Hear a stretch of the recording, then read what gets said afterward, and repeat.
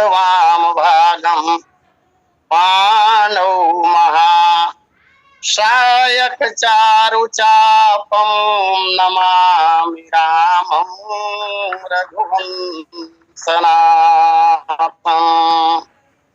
प्रभु अवतार कथा पुण्य गाई, तब से सुचरित कहे सिमन लाई।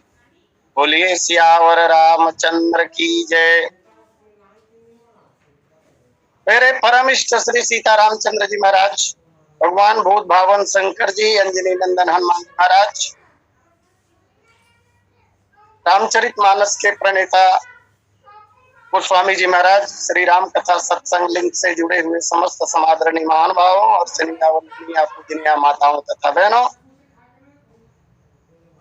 इस पावन लिंक के संयोजक आदरणीय श्री पटेल जी एवं संचालक डॉक्टर साहू जी, आइए भगवान की असीम अनुकंपा से जो समय प्राप्त हुआ है उस समय का सदुपयोग करने का प्रयास किया जाए। श्रीमद् रामचरित मानस के 84 प्रसंगों में से चतुर्थ प्रसंग, जहां गोस्वामी जी महाराज ने लिखा प्रभु अवतार कथा पुनि गाई, इस पर चर्चा कल संपन्न हो चुकी है। और आइए बहुत श्रद्धा भक्ति के साथ 5वें प्रकरण की यात्रा पर चलने का प्रयास करें, जहां गोस्वामी जी महाराज कह रहे हैं तब शिशु चरित कहे सिमन लाई।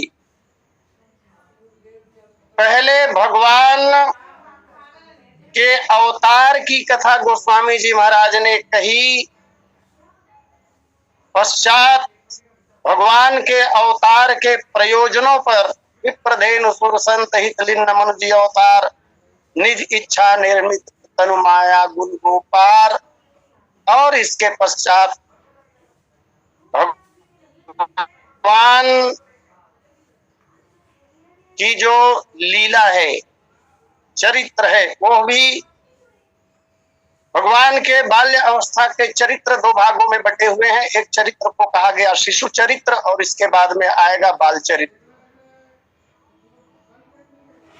रामचरितमानस बालकांड के दोहा नंबर 192 के नीचे जो प्रथम पंक्ति है, सुन शिशु रतन परम प्रियबानी, संभ्रम चली आई सबरानी, यहाँ से पंचम प्रसंग आरंभ होता है और इसका विस्तार बालकांड के 202 नंबर के दोहे तक कहा गया है।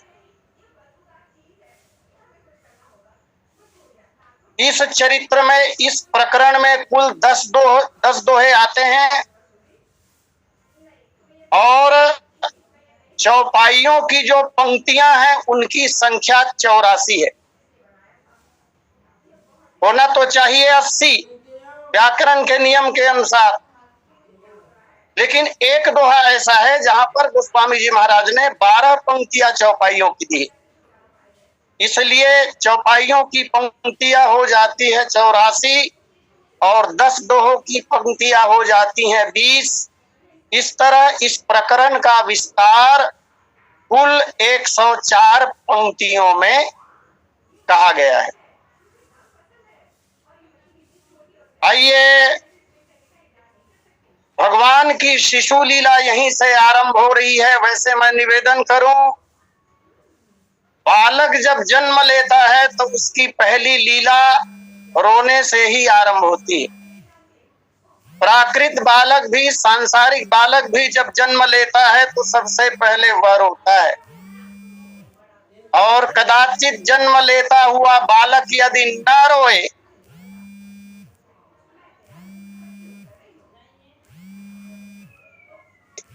कि स्वस्थ बालक जैसे ही मां के गर्भ को छोड़कर इस पृथ्वी पर आता है, सबसे पहला काम वह करता है रोने का। और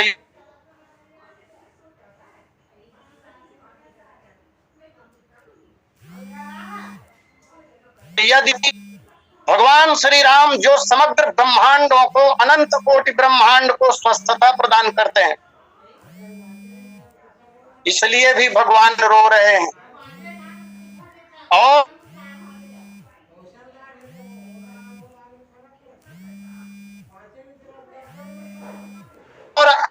जय शिशु लीला अति प्रियशीला, यह सुख परम अनुपा। तदनुसार भगवान रोने लगे प्राकृत शिशु की तरह।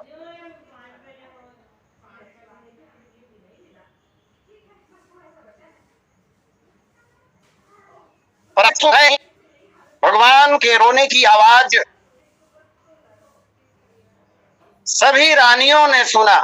तब गोस्वामी जी महाराज कह रहे हैं कि सुनी शिशु रुदन परम प्रिय वाणी।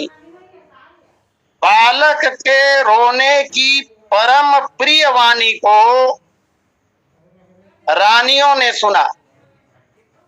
इससे पता चलता है कि सभी रानियां अपने अपने भवनों में विराज रही थी, क्योंकि भगवान के अवतरण का जो समय है वो मध्याह्न काल का है। मध्याह्न काल में सब लोग विश्राम करते हैं।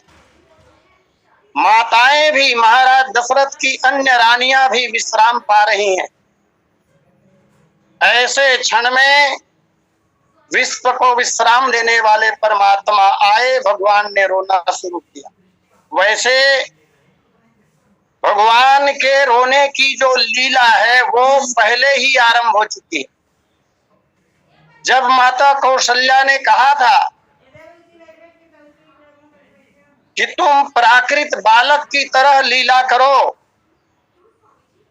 माता कौशल्या के वचनों को सुनकर तब भगवान सुनि वचन सुजाना, रोदन ठाना होई बालक सुरभूपा।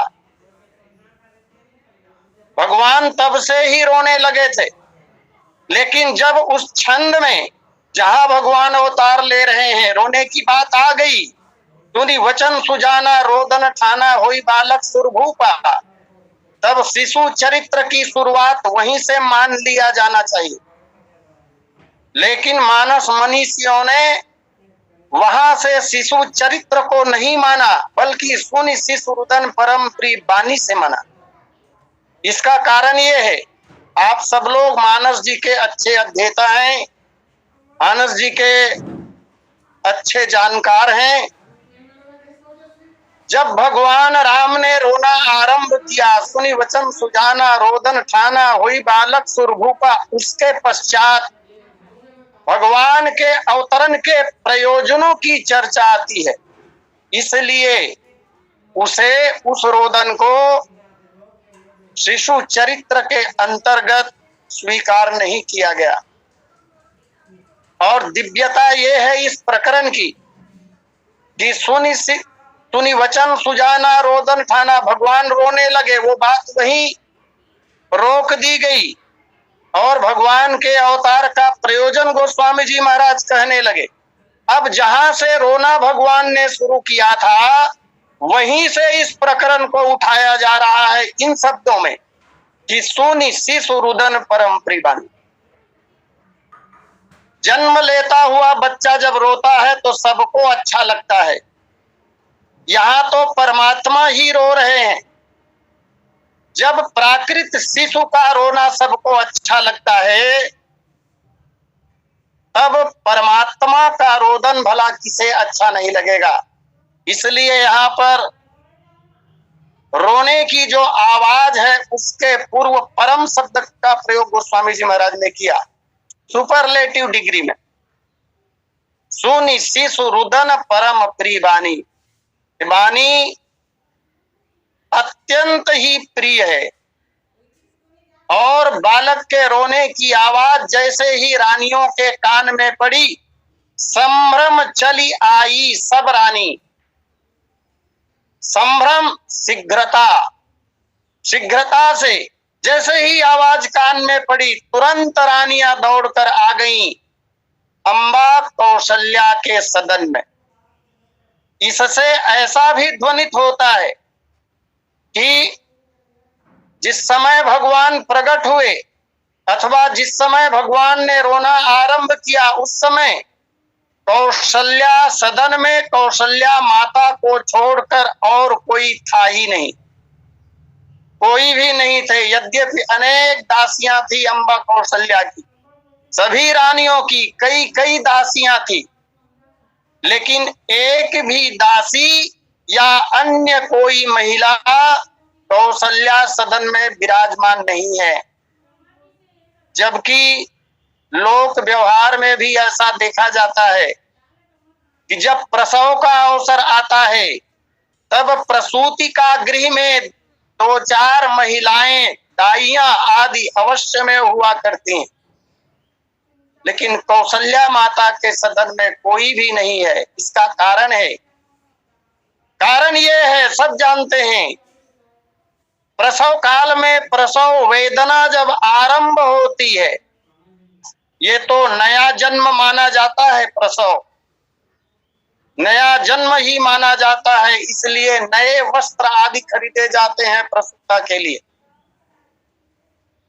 तो सामान्य तौर पर सांसारिक महिलाएं जब प्रसव करती हैं तो प्रसव के पूर्व प्रसव पीड़ा होती है, और प्रसव पीड़ा ऐसी होती है कि ऐसी पीड़ा, इसकी तुलना जन्मत मरत दुसह दुख होई के साथ किया जा सकता है।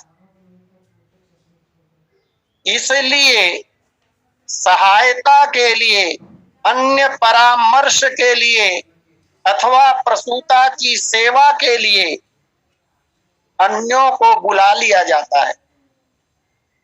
परंतु भगवान राम का जन्म तो हुआ नहीं, जन्म मान लिया जाता है, भगवान का अवतार हुआ।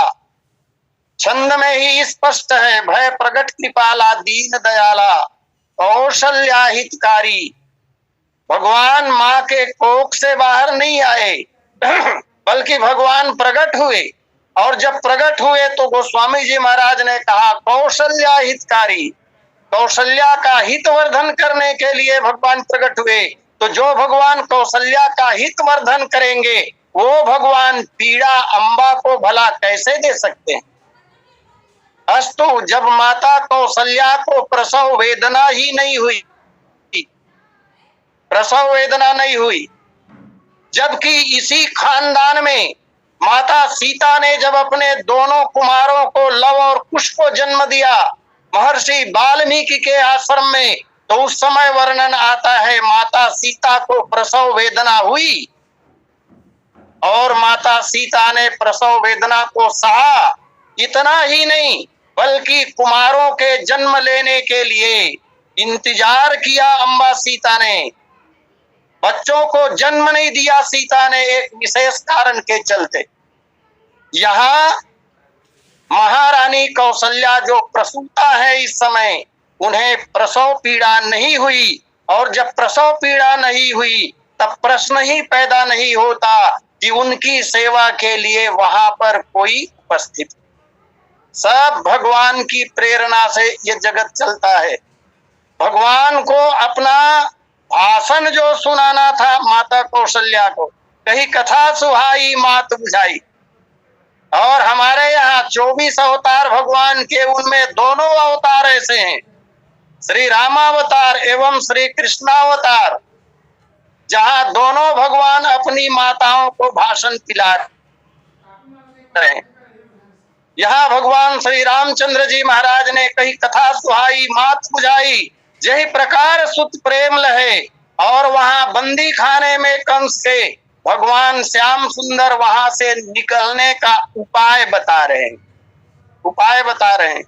और एक बड़ा अंतर है यहीं पर, जिनका जन्म बंदी खाने में हो रहा है वो जीवन भर मुरली बजा रहा है, हंस हंस के नाच रहा है, गा रहा है, और जिस श्री रामचंद्र जी महाराज का सारी सुख सुविधाओं के बीच अयोध्या के राजमहल में अवतार हो रहा है, वो जीवन भर रोते फिरते हैं।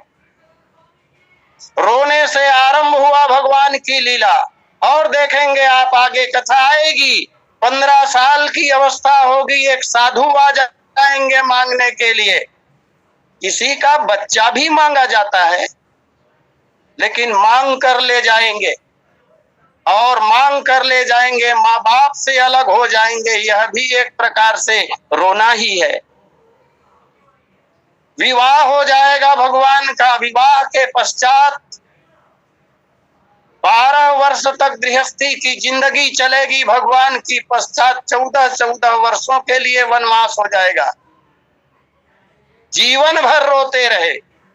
वनवास के बाद लव और कुश का जन्म जो है वो होने के पूर्व अम्बा सीता का त्याग जो कहा जाता है, बड़ी मधुर कथा है वो प्रसंग आएगा तब चर्चा। आइए अभी प्रणाम करो। मेरा निवेदन यह है कि भगवान जीवन भर रोते रहे और सीता जी की जो परीक्षा हुई उसमें कहा जाता है, परीक्षा का अन्यथा अर्थ नहीं लेंगे, माता सीता को भगवान ने वनवास दिया और उसके बाद माता सीता धरती में समा गई। फिर भगवान श्री राम के साथ कभी अम्बा का मिलन नहीं हुआ। ये कितनी बड़ी पीड़ा है बाह्य दृष्टि से। निवेदन ये, जिसे रोना चाहिए, जिसका जन्म जेल खाने में हो रहा है वो रोता नहीं है। जन्म के समय भी कृष्ण ने रोया नहीं बिल्कुल। जन्म हुआ और उपाय बताने लगे, ऐसा ऐसा करो, मुझे यहाँ से ले चलो। वहां भी भाषण, यहाँ भी भाषण, दोनों भाषण में लेकिन बहुत अंतर है। आइए, भगवान शिशु के रूप को धारण किए हैं, आरंभ से ही माता पिता के भक्त हैं। जैसा माँ ने कहा अक्षरशः भगवान पालन कर रहे हैं। हमारे लिए यही शिक्षा है। हमारे आदर्श श्री राम हैं, उन्होंने जैसा आचरण किया तदनुसार हमें भी आचरण करने का प्रयास करना चाहिए। सुनि शिशु रुदन परम प्रिय बानी, बालक के रोने की परम प्रिय बानी को सुनकर संभ्रम अति शीघ्र, शीघ्राति शीघ्र माताएं चली आई, संभ्रम चली आई सब रानी। पूर्व वक्ता आदरणीय श्री सोनी जी कह रहे थे और सभी वक्ता कहते हैं, रामचरितमानस समन्वयवादी ग्रंथ है। गोस्वामी जी महाराज ने यहाँ क्या समन्वय किया, एक शब्द दिया बहुत नन्हा सा, संभ्रम चली आई सब रानी, सभी रानियां आ गई। कितनी? 3 ही तो है। रामचरितमानस के अनुसार यदि देखा जाए तो 3 ही तो रानियां हैं महाराज की। उसमें बड़ी महारानी पट्टमहिषी अयोध्या साम्राज्य की सम्राज्ञी माता कौशल्या प्रसूता है, तो बच गई 2 जिनको आना है। प्रसूता के भवन में जिनको आना है बच गई 2। तो गोस्वामी जी ऐसा भी कह सकते थे कि संभ्रम चली आई 2 रानी। अर्थ बिगड़ता नहीं है, मात्रा में भी अंतर नहीं पड़ने वाला। लेकिन गोस्वामी जी महाराज ने संकेत किया संभ्रम चली आई सब रानी। ये सब शब्द संकेत करता है कि चक्रवर्ती जी महाराज की केवल 3 रानियां नहीं थीं, 3 से अधिक रानियां भी थीं। और अन्य ग्रंथों की बात छोड़ दी जाए तब भी गोस्वामी जी महाराज ने जो 12 ग्रंथ लिखे हैं उनमें से दोहावली एक ग्रंथ है, कवितावली एक ग्रंथ है। गोस्वामी जी महाराज इसका उल्लेख करते हैं एक स्थान पर। उस ग्रंथ का नाम है गीतावली। गीतावली में गोस्वामी जी महाराज स्पष्ट रूप से लिखते हैं, पालागनी दुल्हियन सिखावती सरिस सातु सत साता। सीता जी जब बहू बनकर आई और कौशल्या अम्बा के चरणों में प्रणाम किया, तब कौशल्या माता ने अपने समान 700 सासुओं के चरणों में श्री जी को प्रणाम कराया। ये लेखनी गोस्वामी जी महाराज की है। तो मैं निवेदन ये कर रहा था, गोस्वामी जी महाराज की ही दूसरी कृति तो प्रमाण के रूप में माना ही जाएगा। आइए, जो भी हो, लेकिन संभ्रम चली आई सब रानी, बिना एक क्षण का विलंब किए तत्काल सभी माताएं आ गईं परम प्रिय बालक की वाणी को सुनकर। इतनी शीघ्रता माताओं को क्यों? इसलिए शीघ्रता क्योंकि जिस समय अग्नि देवता भविष्य को लेकर प्रकट हुए थे, उस समय अग्नि देवता ने उस समाज में सबको समझाकर एक बात कही थी, इस खीर को रानियां जब ग्रहण करेंगी तो इस खीर को खाने से त्रिभुवनपति का ही अंशों के सहित अवतार होगा। उस सभा में जितने लोग थे, यज्ञशाला में जितने भी लोग थे अयोध्या के, सब लोग यही तो चाहते थे कि चक्रवर्ती जी का कोई उत्तराधिकारी हो। ये पीड़ा केवल महाराज की नहीं है और होना भी चाहिए स्वाभाविक रूप से। अभी हमारी जिंदगी तो चल रही है, महाराज दशरथ के अधीन हम जी रहे हैं, लेकिन महाराज के कोई उत्तराधिकारी नहीं होने की दशा में आगे का समय कैसे बीतेगा? हमारा कोई शासक नहीं होगा अथवा हमारी संतानें होंगी, उधर महाराज दशरथ जी के संतान नहीं हो।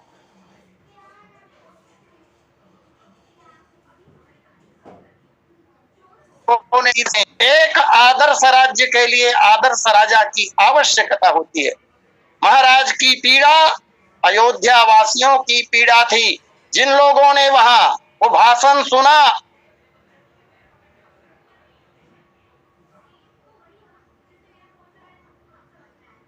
बना रहा था, इसलिए सभी रानियां जानती हैं, एक एक दिन को गिन रही हैं रानियां, एक एक दिन को गिन रही हैं रानियां, और सबके मन में यही अभिलाषा है कि वो पावन अवसर कब आएगा,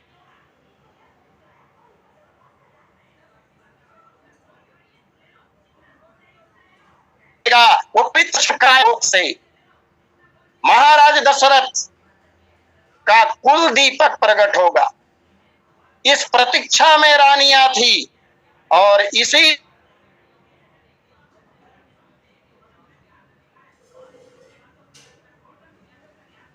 लिए आई कौशल्या सदन में पधार जाती हैं। सुनि शिशुरुदन परम प्रिय बानी, संभ्रम चली आई सब रानी। रानियों के संबंध में किसी कथा में मैंने निवेदन किया था, कथा तो बार बार सुननी चाहिए और वही बातें तो होंगी ही नहीं, कथा कहां से लाई जाए। लाने वाले ला भी सकते हैं। यहाँ रानी शब्द दिया, रानियां 4 प्रकार की कही गई हैं शास्त्रों में। किसी राजा की प्रथम विवाहिता जो रानी होती है उसे राजमहिषी या पट्टमहिषी कहते हैं। तदनुसार महारानी कौशल्या महाराज दशरथ की पट्टमहिषी हैं। दूसरे क्रम में वो रानियां आती हैं जिन्हें साहित्य ने बाबाता रानी कहा। बाबाता रानी की परिभाषा ये कही जाती है, प्रथम विवाहिता रानी के होते हुए कुल को आगे बढ़ाने के उद्देश्य से, प्रथम विवाहिता रानी के परामर्श से, विधि सम्मत ढंग से, शास्त्रोचित ढंग से किसी कन्या के पिता से कन्या का हाथ मांगकर वैदिक विधि के साथ में यदि दूसरा विवाह किया जाता है तो ऐसी रानी को बाबाता रानी कहते हैं। पुनः माना कि किसी राजा की पट्टमहिषी भी है, बाबाता रानी भी है, लेकिन तब भी संतान की प्राप्ति नहीं हुई, तब उस राजा को अन्य रानियां और वरण करने का अधिकार है। यहाँ मुख्य प्रयोजन काम की सिद्धि नहीं है, वासना की तृप्ति नहीं है, केवल और केवल अपने कुल को, वंश को आगे बढ़ाने के लिए संतान प्राप्त करना ही उद्देश्य है। और हमारे वेदों में तो विषम परिस्थिति में नियोग की व्यवस्था कही गई है। यद्यपि आज उसका भरपूर 100 में 100% दुरुपयोग होने लगा। नियोग तक की व्यवस्था है वेदों में। तो महाराज दशरथ ने भी तृतीय कोट की जो रानियां है, दशरथ जी की एक भी नहीं है, केवल 2 ही कोट की रानियां हैं, लेकिन रानियां अनेक हैं चक्रवर्ती जी की। आइए, सांसारिक अन्य राजाओं के संदर्भ में जो तीसरे कोटि की रानी होती है उसको कहते हैं परिव्राता रानी। यह भी रानी है, इन्हें भी राजमहल में तमाम प्रकार की सुख सुविधाएं रानियों की तरह प्राप्त करने का अधिकार है, लेकिन ये विधि सम्मत तरीके से स्वीकार की हुई रानी नहीं होती। बिना ब्याह किए जिसे पत्नी भाव से कोई राजा स्वीकार कर लेता है, ऐसी रानियों को परिव्राता रानी कहते हैं। एक चौथे कोट की और अंतिम प्रकार की रानी होती है। इस रानी को ग्रंथों ने, साहित्य ने पालाकली रानी कहा। राजमहलों में काम करने वाली दासियों में जब कोई राजा गर्भाधान कर दे अथवा दासी को स्त्री भाव से स्वीकार कर ले, ऐसी रानियों को पालाकली रानी कहते। क्षमा कीजिएगा, महाराज दशरथ की केवल 2 ही रानियां हैं, 2 ही प्रकार की रानियां हैं। कौशल्या अम्बा जो है वो पट्टमहिषी, और उन्हें छोड़कर अन्य जितनी भी रानियां हैं वो सब केवल और केवल बाबाता श्रेणी की हैं। आइए, ये सभी रानियां संभ्रम चली आई सब रानी, और जब रानियां चली आई तब नीचे गोस्वामी जी महाराज जो बात कह रहे हैं, हर्षित जह तह धाई दासी। दासियां जो हैं वो प्रसन्न मुद्रा में इधर उधर दौड़ रही हैं, जा रही हैं समाचार पहुंचाने के लिए। मैं निवेदन करूं, रानियों का आना तो गोस्वामी जी महाराज ने कहा, लेकिन दासियों का आना तो कहा नहीं। फिर ये हर्षित होकर इधर उधर दौड़ने कैसे लगी? हर्षित जह तह धाई दासी, ये दासी कहां से आई होंगी? तो बालक के रोने की आवाज को सुनकर जैसे ही अन्य रानियां आई, रानियों के साथ ही उनकी दासियां भी आई, और जब ये सब आई तो देखा बालक का अवतरण हो चुका है। सभी रानियों की दासियों के साथ तब तक महारानी कौशल्या की दासियां भी आ गईं, और अब दासियों में होड़ मचने लगी है कि इस शुभ समाचार को कितनी जल्दी हम अयोध्या के साथ साथ चक्रवर्ती जी तक पहुंचावें।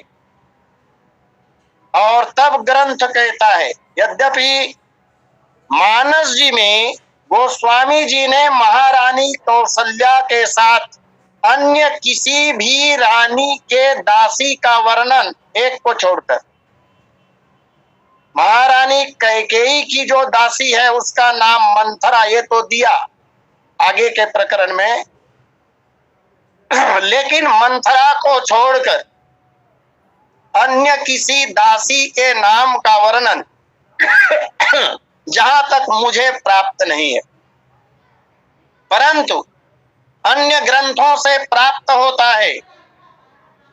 महारानी कौशल्या की अनेक दासियों में एक दासी थी जिनका नाम था शुचावर्त। कितना सुंदर नाम है! महारानी कौशल्या की प्रमुख दासी जिसका नाम था शुचावर्त, बहुत ही पावन विचार वाली, वह भी आई थी।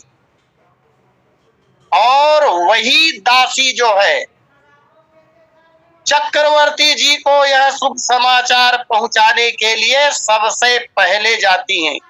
आगे उसका वर्णन आएगा। आइए, समय पूर्णता पर है।